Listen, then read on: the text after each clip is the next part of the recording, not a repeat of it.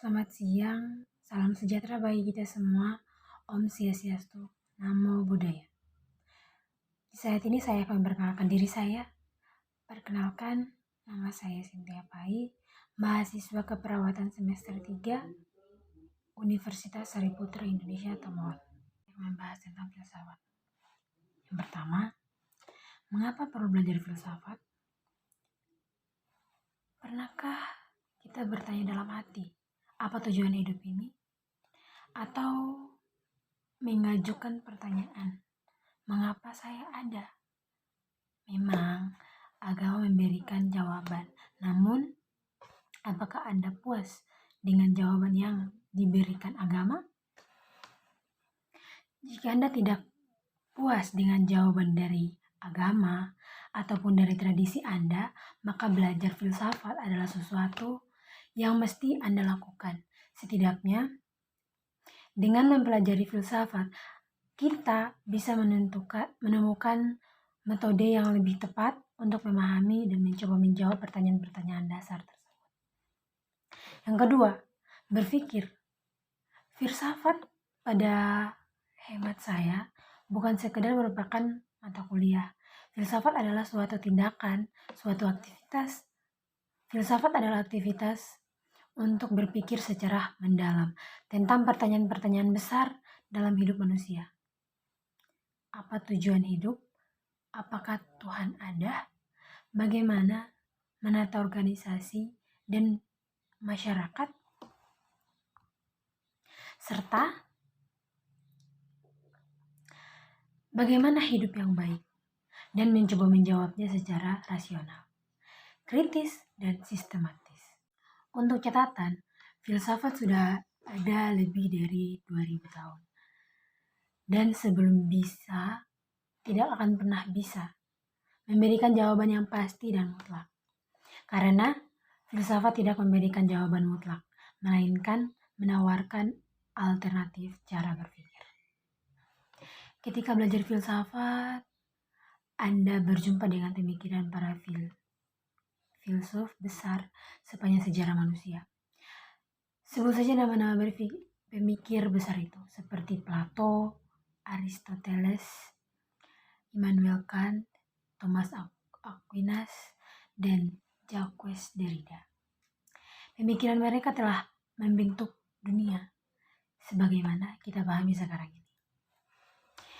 Beberapa mata kuliah yang diajarkan dalam filsafat moral, filsafat ilmu pengetahuan, filsafat budaya, filsafat politik, filsafat sejarah atau logika, eksistensialisme, dan sebagainya. Anda juga akan diajak memikirkan soal keadilan global, teori-teori demokrasi, dan etika biomedis. Untuk para profesional, filsafat juga amat berguna untuk memperluas wawasan berpikir. Yang ketiga, kemampuan-kemampuan penting. Dengan belajar filsafat, Anda akan mendapatkan beberapa keterampilan berikut. Memikirkan suatu masalah secara mendalam dan kritis, membentuk argumen dalam bentuk lisan maupun tulisan secara sistematis dan kritis, mengkomunikasikan ide secara efektif, dan mampu berpikir secara logis dan menangani masalah-masalah kehidupan yang selalu tak terduga. Dengan belajar filsafat, Anda akan dilatih menjadi manusia yang utuh, yakni yang mampu berpikir mendalam, rasional, komunikatif. Apapun profesi Anda, kemampuan-kemampuan ini amat dibutuhkan. Di sisi lain, dengan belajar filsafat, Anda juga akan memiliki pengetahuan yang luas, yang merentang lebih dari 2000 tahun sejarah manusia. 4. Kemampuan-kemampuan khusus. Dengan belajar filsafat, Anda akan mampu melihat masalah dari berbagai sisi, berpikir kreatif, kritis, dan independen, mampu mengatur waktu dan diri, serta mampu berpikir fleksibel di dalam menata hidup yang terus berubah. Filsafat mengajak Anda untuk memahami dan mempertanyakan ide-ide tentang kehidupan, tentang nilai-nilai hidup, dan tentang pengalaman kita sebagai manusia. Berbagai konsep yang akrab dengan hidup kita, seperti tentang kebenaran, akal budi, dan keberadaan kita sebagai manusia. Juga dibahas dengan kritis, rasional, serta mendalam. Filsafat itu bersifat terbuka. Sekali lagi, filsafat tidak memberikan jawaban mutlak yang berlaku sepanjang masa. Filsafat menggugat, mempertanyakan, dan mengubah dirinya sendiri. Ini semua sesuai dengan semangat pendidikan yang sejati. Filsafat mengajarkan kita untuk melakukan analisis dan mengemukakan ide dengan jelas serta rasional. Filsafat mengajarkan kita untuk mengembangkan serta mempertahankan pendapat secara sehat, bukan dengan kekuatan otot atau kekuatan otoritas politik semata. Adalah komponen penting kepemimpinan.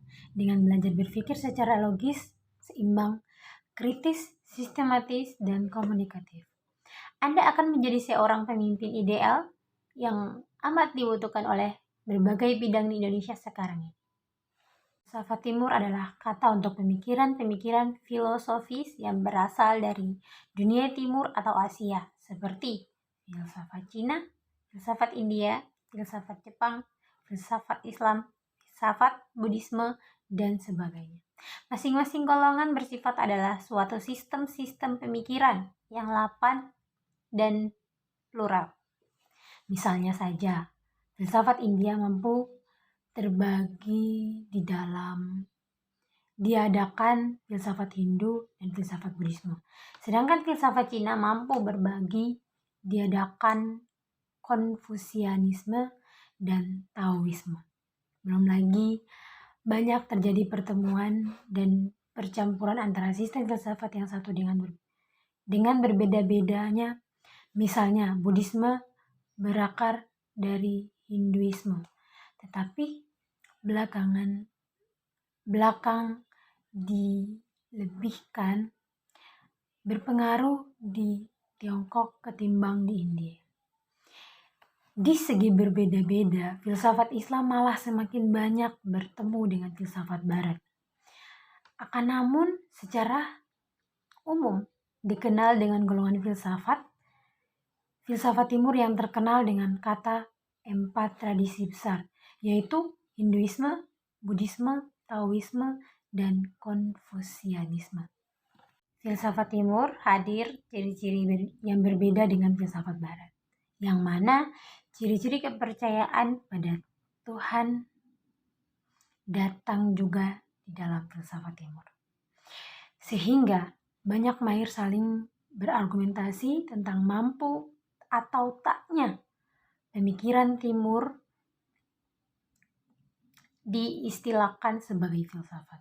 Di dalam studi postkolonial, bahkan ditemukan bahwa filsafat Timur diasumsikan semakin rendah ketimbang sistem pemikiran Barat, karena tak memenuhi kriteria filsafat menurut filsafat Barat. Misalnya, karena diasumsikan hadir untuk keagamaan atau mistik.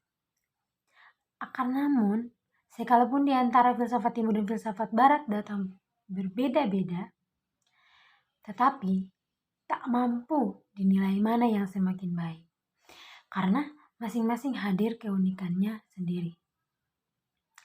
Selain itu, keduanya diandalkan mampu saling melengkapi khazanah filsafat secara lapang.